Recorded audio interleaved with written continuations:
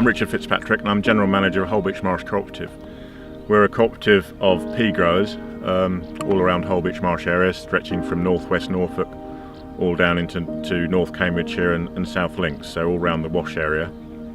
And we're a cooperative of about 32 growers, all growing various crops, vegetables and wheat and what have you, and peas obviously.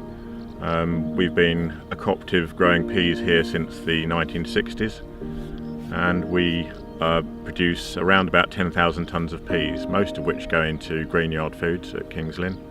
We grow most of our crops on these nice deep silt soils that are reclaimed over 100 years from the North Sea, and so they're lovely alluvial silts and fairly moisture retentive, and grow vegetables and peas in particular very well.